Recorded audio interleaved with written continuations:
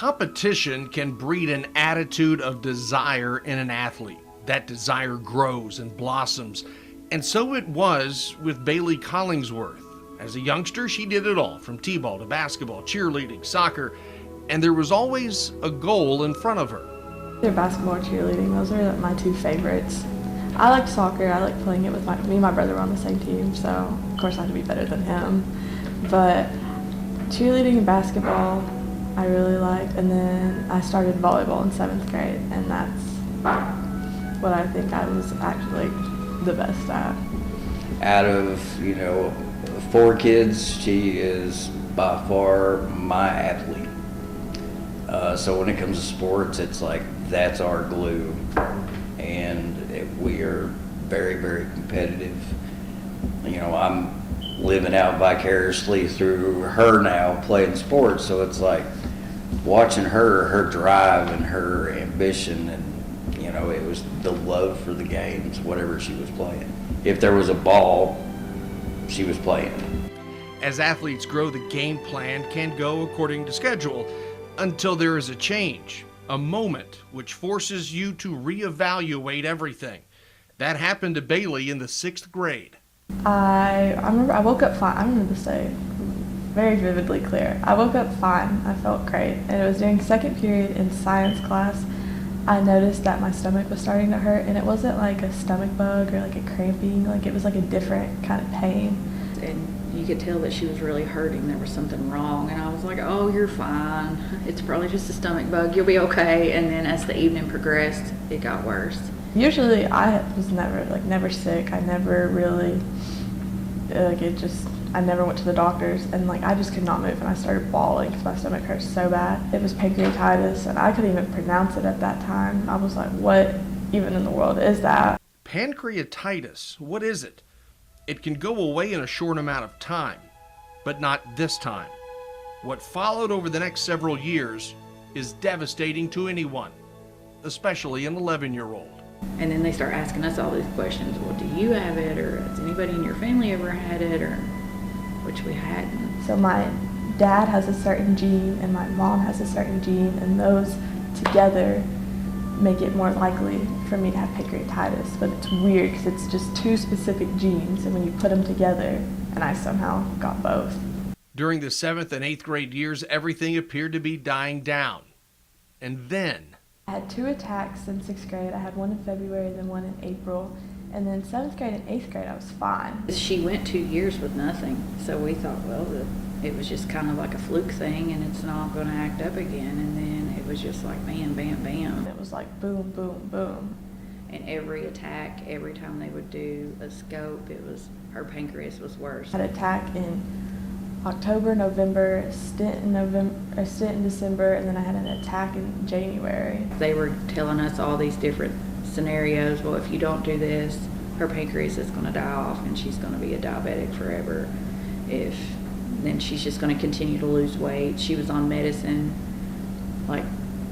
for pain in between then, so she was seeing pain doctor, her regular doctor, the stomach doctor.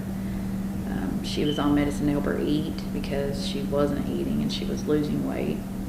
the decision made was to have surgery, a 14-hour surgery. The pancreas was removed, as was the spleen, appendix, and gallbladder.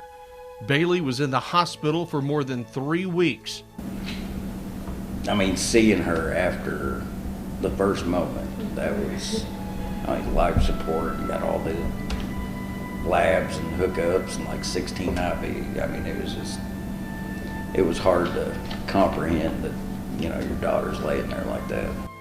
After so many weeks and months of having no will to fight the battle in front of her, it was during rehab when that warrior spirit inside of Baylee started to emerge. And I took her to her first physical therapy. And like she said, it was just 10 minutes on the bike, but she was looking around at all the people that's worse off at that moment, and the people that's better off at that moment, and I think she got that spark. She got excited again. And great physical therapy that worked with her therapist.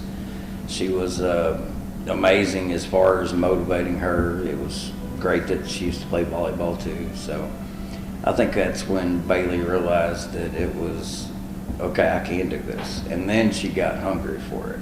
But could she still do it? Baylee had not been physically active in years. I think for me, it was that crack of a smile at that first physical therapy. I mean, that's when it was like, I know that look, that sparkle. She's going to start getting at it, and man, she got at it. There is something inside of the human spirit, especially an athlete, which forces you to do what some think is impossible. And I had always I wanted to play club my freshman year and I couldn't because I was sick with pancreatitis. And then I wanted to play it my sophomore year and they were like, no, I was sick still. And they were like, now you have to have surgery. I was really scared that I wasn't going to be able to play my junior season of volleyball because I didn't know how long recovery was going to be. I didn't know, and then being a new diabetic, I didn't know really how that was going to take me to adjust and if that would have any effect over being able to play. But play Baylee did. 23 games her junior year, participating in 62 sets, 32 kills, 27 aces. So my senior season, when it started in the summer, I was there for every practice. I was staying after. I was just, because I felt like I missed so much. I missed so much getting to play during the off season and stuff, while everybody else had more of an advantage, I guess. And so I loved volleyball. I just being there, being on the court. I just love it. But it would be her senior year where Baylee would feel like the old player she once was. In 2022, the production got even better. 36 games, 96 sets, 115 kills with 43 aces. You look at her and you think, wow. I don't know how many times we've had conversations, me and him just sitting at the stands, and she's made some really good plays, and we're just like, how did she do that? God had a plan for everything, and he's got her where she is right now.